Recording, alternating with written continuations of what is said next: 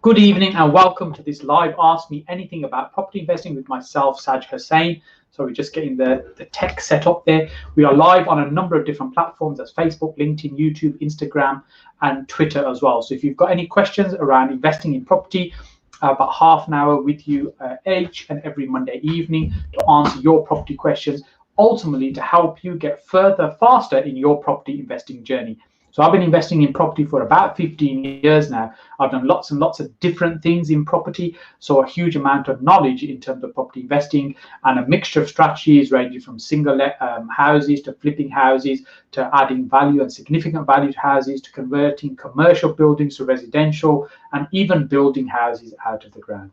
So like I said, I'm here for about half an hour to help you with your property questions. So if you've got any question that you want answered, make sure you put it in the comment section below on whichever platform you're watching on, and hopefully it'll appear on the screen over here, and then I'll answer that question for you. Just give me a quick hi if you can see and hear me okay, just to let me know all that's working, and we'll get started in just a few moments. So if you've invested in property for any period of time, you'll know how much change we're going through right now. I've just finished a call with my mentoring group, the Inner Circle, and one of the things we were talking about was a change that's happening right now in the market. And you know, with everything that's going on economically, you'd think the market, the property market, would be slowing down and the house price would be falling, but it seems to be doing everything but that. House prices are still rising. There's plenty of demand. The agents are very busy doing lots of viewings. They're getting the offers in and they're getting properties sold.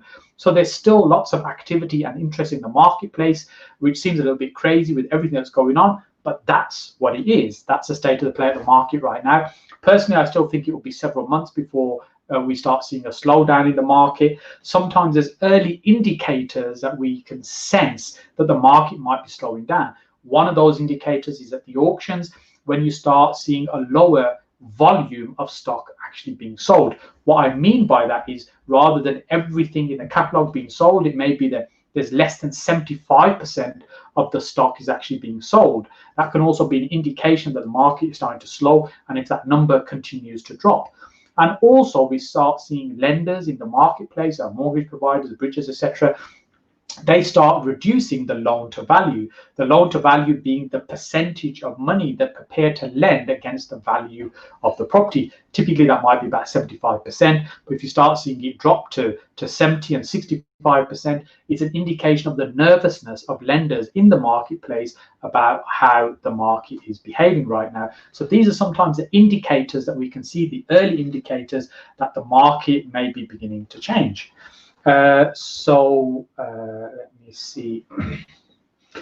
So a few people saying hi, they can see and hear me. Thank you so much. So if you've got a question for me, make sure you put it in the comment section on whichever platform you're watching on, and I'll do my best to answer it for you. I'll just whiz through them in the order that they appear here.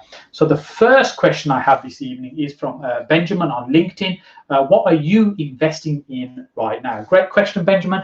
Thank you for asking. So my core portfolio is HMOs, which are high yielding properties in and around Birmingham. And what they do, they give us a great income. And the other strategy I like to follow is adding value and selling property. That's something I've not been able to do as much of in the last few years, particularly the market being so heated and strong the way it is. It just means we can't buy at the right price to add the right amount of value to make a profit. But yes, we've been doing bits and drabs, but not huge amounts, not the volume that I would like to have. So in terms of what I'm doing at the moment, I'm looking for buildings that I can convert to residential use, buildings I can add significant value to, and still the odd HMO that we pick up that I think might be a really good deal, particularly now that Birmingham is Article 4, so a little bit more fussy about that. In terms of what I think I'll be doing over the next couple of years, year to 2 years, I'll probably be doing more new build developments and more creation of multiple units in a building. And what I mean by that is taking, for example, a commercial building and creating multiple residential units within that. So effectively new homes, that's where my focus will be shifting to over the next year to 2 years. I want to do more of that. Thank you for asking, Benjamin. So Andrew on LinkedIn is saying, surely the market is due for a significant correction. I absolutely agree, Andrew. I think all the things are lining up for there to be a correction in the market. However, I think right now we're in a little bit of a bubble, in the sense that people are isolated. The general market sentiment is quite positive, it's quite buoyant, and so people are quite buying. When we start seeing more headlines in the news about house prices falling, lenders retracting in terms of the amount of money they're prepared to lend, or reducing the loan to values, more talk of the recession, talk about companies closing, talk about increase in unemployment. When these are the topics that start making headline news, that's when the general sentiment will start changing. And when that happens, I think you'll start seeing a slowdown quite quickly in the marketplace. So I completely agree with you, Andrew. I think the market is due a correction. A few months ago, I was talking about it's probably going to be fairly imminent, but then the government started introducing some support in terms of grants, loans, furlough schemes, which has really protected a lot of businesses and individuals. And as that starts to fade off and disappear, we're going to start feeling the full force of the recession, I believe. So thank you for that question there, Andrew. Next question I have is from Adam on YouTube. Remember, if you've got a question for me, make sure you put it in the comment section. I'm here each and every Monday evening to give up about half an hour of my time to help you with your property investing journey. So I'm happy to answer the questions and be here for you as long as the questions are coming through. If the questions don't come through, we'll wrap up nice and early. We'll all get on with whatever we were doing in the evening. And if there are questions coming through, I'll do as many as I can in the time that we have today. So make sure you put your question in the comment section on the platform that you're watching on. So Adam is on YouTube. I take it that's not a profile picture of Adam. Adam's asking, hi Saj, I have 10 grand of savings. What can I do with that? So when you're starting your property, there's many different ways to make money from property. So with £10,000, depending on where you are in the country, that's probably not going to be enough to probably put down as a deposit to purchase, say, a buy-to-let investment where you need probably 25% deposit. It's certainly not enough money to buy a property outright, even though sometimes we hear about these places up north, in these mysterious places where you can buy a house for £10,000 or £15,000. And yes, there are places you can buy some very cheap property, but probably not the kind of places where you want to live, or probably kind of places where you want to have buy-to-let investment. That would be my view anyway. So when you're starting with a modest amount of money like that, what is it that we can do? Well, we have to think about what is it ultimately we're trying to achieve. So if you're investing for the longer term, it's about building capital, or maybe you're trying to create an income from it. It also depends on how much time you're going to have available to put into this. Is it something you're looking to do as a business, that you want to get involved in the property space and property businesses, in which case you're committing a lot more time, maybe not a huge amount of money. For instance, one of the things you could be doing is sourcing property for other people, where you're finding opportunities that can be monetized. That could be property you can add value to. It could be property that's below market value. It could be property that's ready to go as service accommodation. Whatever it might be, it's an opportunity for somebody. Your job is to identify it, understand there's an opportunity there, package it up and offer it to somebody else, and manage the whole process, manage the seller, manage the buyer in that particular transaction, and you make money from that. That doesn't require very much money at all. It requires your time and effort to be able to go out and find these deals and negotiate them. Yes, you need a little bit of money sometimes for marketing and other things, and also making sure you're compliant. With regards to compliance, when you're sourcing property, it's not that different from an estate agent. An estate agent typically works for the seller of a property and gets paid for, their services are paid for by the seller of the property. But when you're sourcing, it's a similar process to an agent in terms of somebody involved that's brokering the deal. However, the person that's paying you for the services is the buyer, as opposed to the seller, which is what happens in normal estate agency. Your other general compliance is very similar to whatever it is with an estate agent, which isn't a huge amount, but there are some things you need to consider. So that's one of the things you could be looking at, sourcing property deals on for other people. And then other ways you can make some money from property with a smaller amount of cash like this is to think about those properties that you can control to try and make some money from, rather than focusing on owning that particular asset. So control could be rent-to-rent strategies, lease option strategies, exchange with delayed completions. These give you the control of that particular asset, but you don't actually own it. And with that control, you can benefit from any profit you might make. So for example, in a rent-to-rent situation, what you're able to do is take the property, re-rent it back out, probably either for more number of people, are you turning into a HMO, or by the night almost, like service accommodation. But essentially, you're taking that property and you're increasing the income it can generate, and the difference between what you pay the landlord of that particular property and what you keep for yourself is essentially your profit.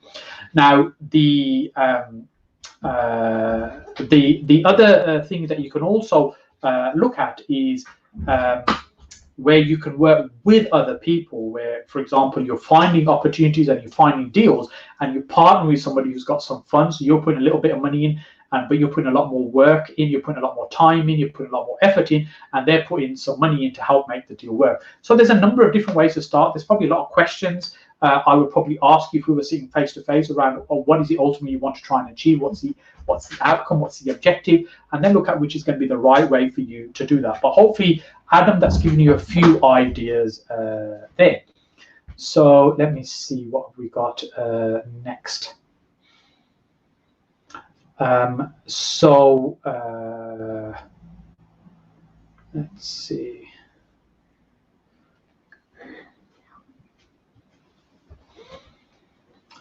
So we've got a question here from Roger on Facebook.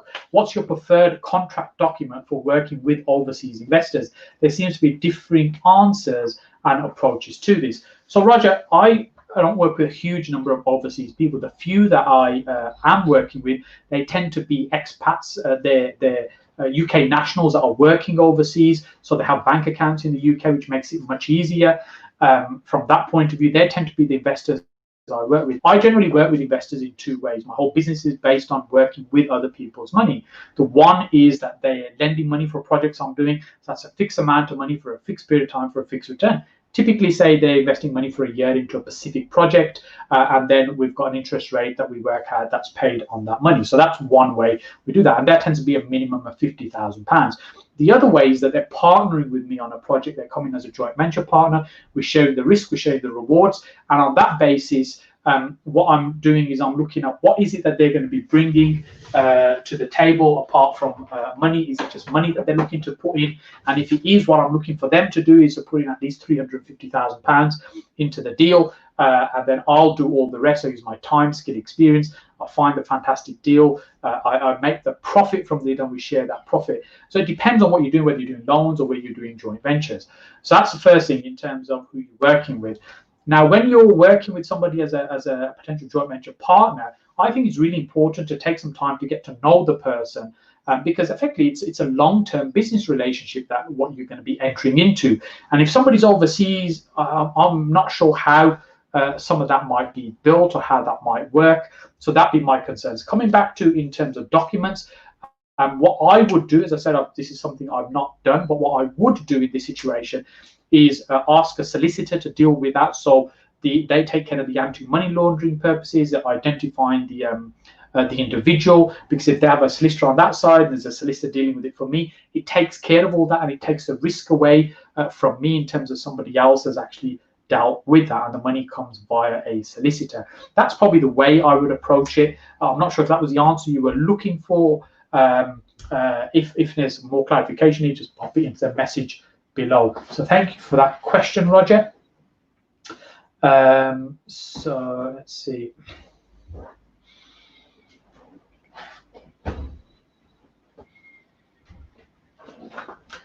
So we've got a question here from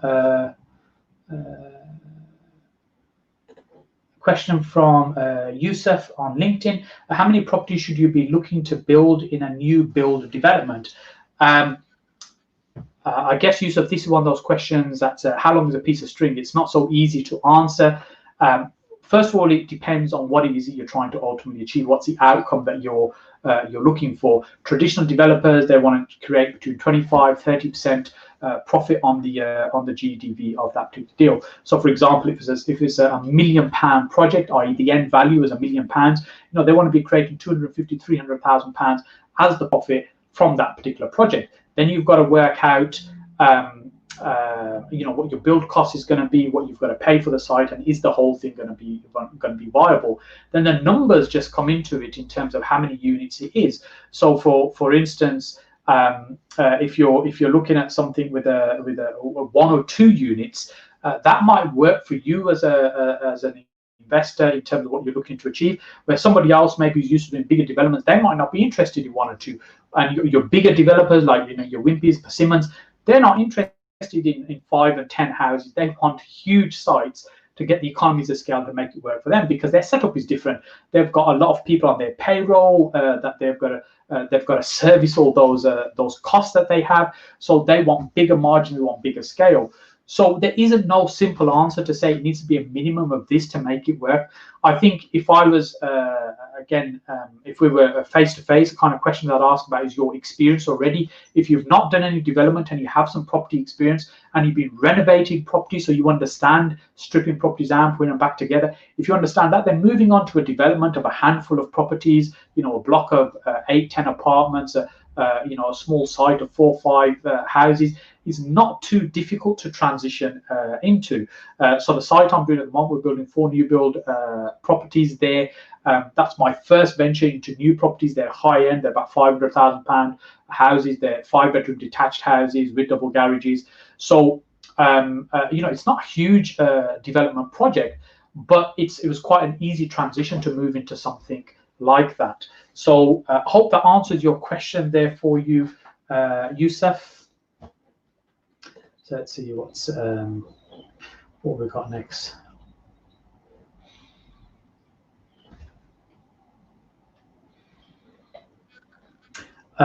So we've got a question on YouTube, Burning Desire. I'm sure that's not your real name, but great name. Could we work with you to make money, like lend you 30k for 10% interest, use that for increase our investment? So typically what I say, if you invest with me, it tends to be a minimum of £50,000.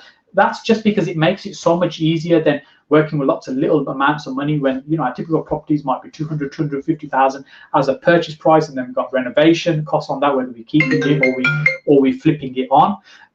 So what I tend to do is I set a minimum level of £50,000 to get involved. Now, depending on what it is you want as an outcome, sometimes people invest with me because they just want a great return on their money.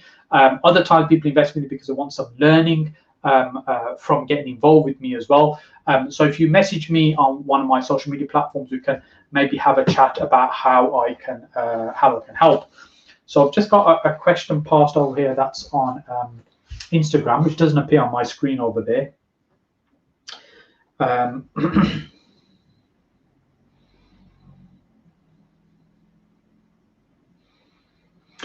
So question here from Winwisk Miz, hopefully I got that right. In your video with Abid Inspires, you said that holding properties is the most tax inefficient way of property holdings. What do you mean by that? I'm not sure I fully understand the question, but I'll answer what I think is a question you're asking about. Is what's an efficient way to hold, tax efficient way to hold property?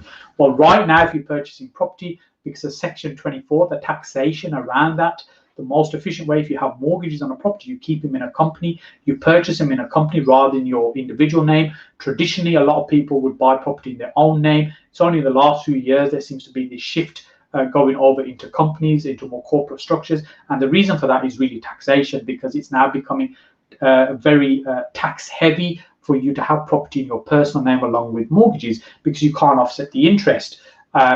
So keeping them in companies means you can still offset the interest that you're paying against your income. So whatever your rental income might be, you offset your costs, including your mortgage, and what you're left with is your profit, where you're not able to do that in your personal name. That's why you would do that. And also from a long-term point of view, companies can be generational. They can move down to family, to other people as well. Whereas once the individual that owns properties dies, then they get to go through probate, inheritance tax, and everything else as well.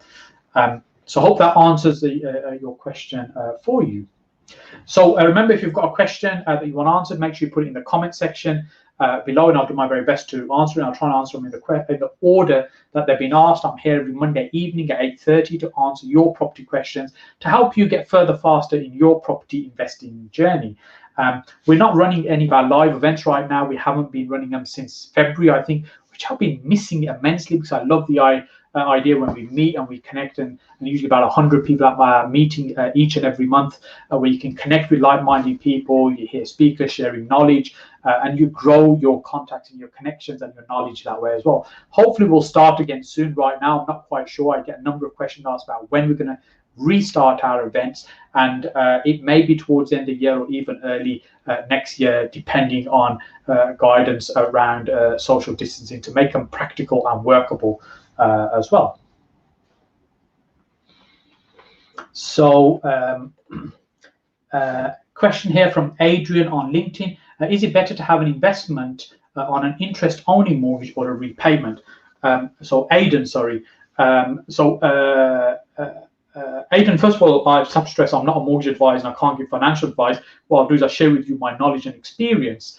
Generally speaking, a lot of investors tend to have properties that are interest only, and the reason they have them as interest only because the interest is a cost that you're incurring in operating the business. So you've got a certain amount of income coming in into your business, which is your rent, and you're offsetting those costs. Your cost is the interest, and various other costs that you might have, management, some maintenance, etc., and then you're left with a profit. And of course, over time, the intention is that you'd get some capital growth on the asset as well, so it'd be worth significantly more than maybe it is when you purchased it. Now, if you have a repayment mortgage, the amount of money that you're paying each month is interest plus a little bit to pay down the debt each and every month. As you're doing that, what you're doing is you're reducing your cash flow. That's the amount of cash that you're actually left with in terms of each month. So your monthly profit, if you like, that you end up with in your hand, your net cash flow, is reduced because some of that has gone towards repaying the debt,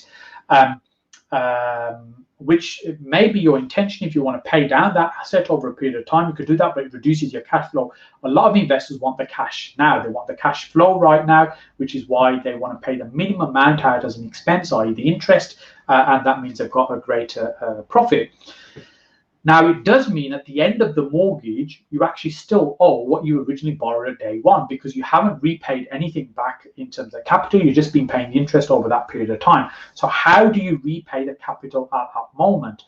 So there's a number of different ways to do that. Sometimes some people will say, well, look, property investing in this country, if you look at it historically, prices have doubled over 7, 10, 12, 15 years, whichever stats you're looking at. Over a period of time, the property will increase over time. Now, because that's happened for many years in the past, does it mean it's going to continue in the future? We don't know, but we as investors, we believe house prices will continue to increase over time, which is why we invest in property. So when you come to the end of that mortgage, your property should be worth significantly more, hopefully, than what it was when you started with that property. Let's use some simple numbers. Let's say you had £100,000 mortgage on that property. You bought the property for £150,000. Now it's worth £300,000, some 10, 15, 20, 25 years later, whatever it might be. So you still owe £100,000 on that property. So you could sell that property at that moment in time, repay the £100,000 you owe on the mortgage to clear the debt, and you're left with £200,000 that you've still got. Of course, you've got tax you need to think about as well, but just the general principle of what I'm trying to explain here. Then the other thing that some people will do is they'll refinance that property, i.e. they'll remortgage it before the original mortgage expires. So what they're doing is they're switching to another provider, taking another period of time as interest only, and they just keep moving it forward with the intention of not really paying down any of that debt.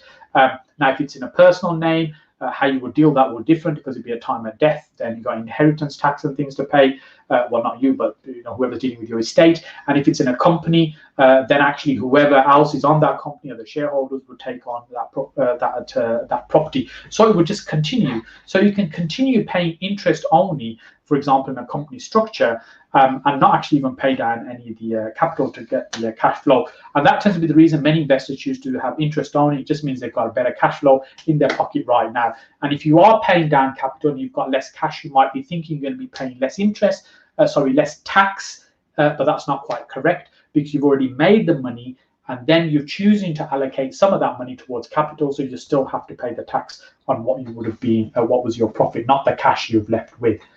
So Aidan, hope that answers your question there. How are we doing for time? We'll see if we can get a couple of more questions in. I'm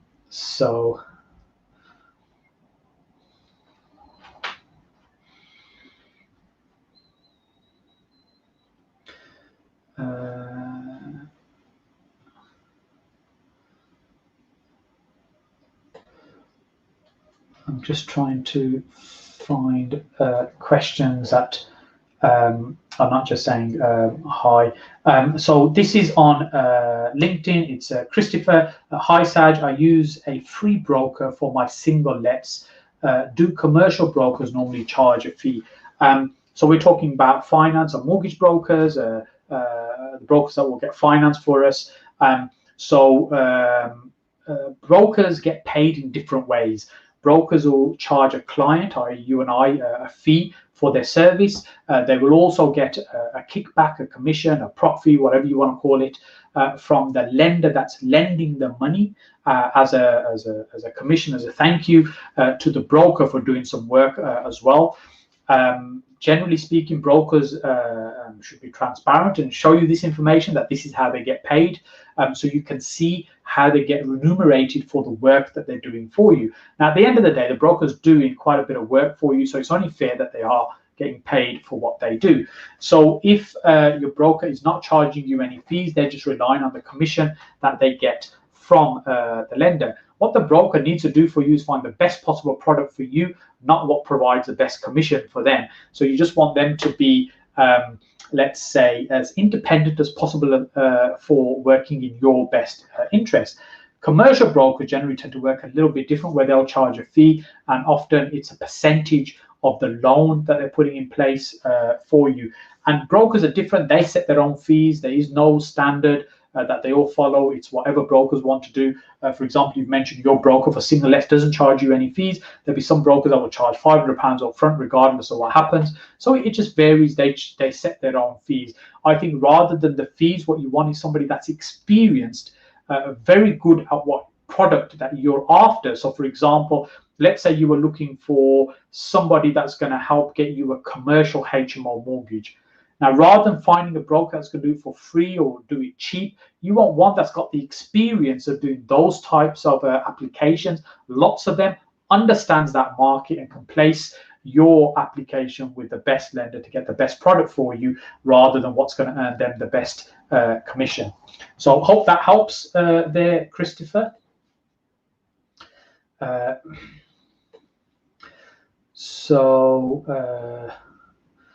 What else have we got?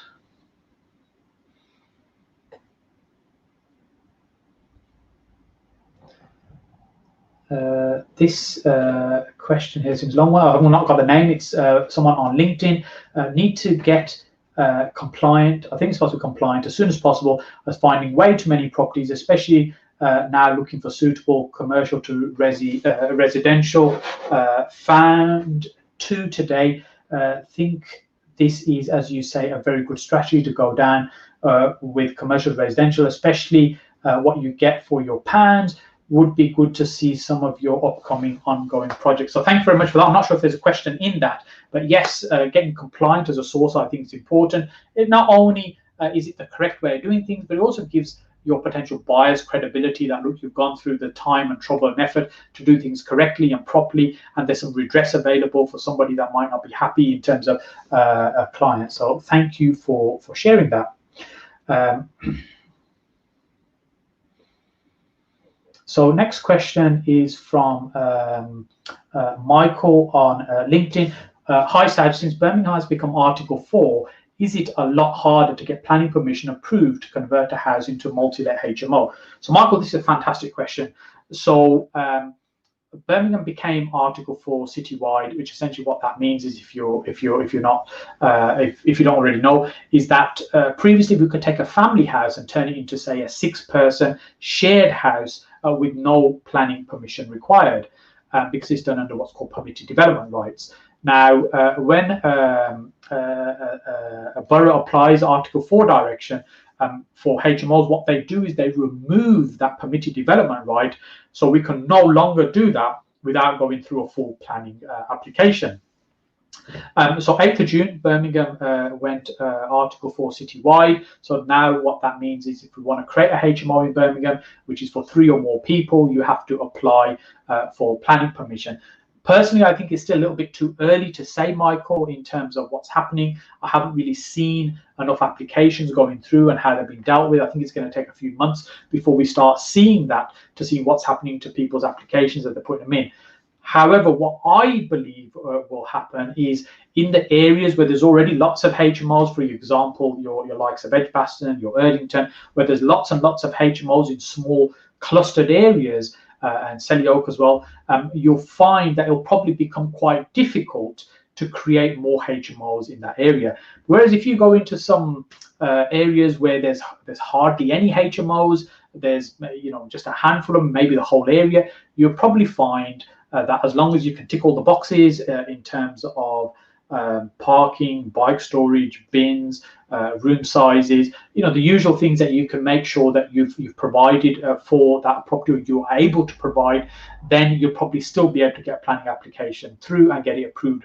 I don't believe that you will not see any more HMOs in Birmingham. I certainly don't believe that. I just think it's just going to become a lot more difficult now. The whole purpose of Birmingham Council introducing Article 4 is so they can put some control over where these can be rolled out. So it's not a block to stop us producing more HMOs. It's just some element of control in terms of where new houses can be created, new HMO houses.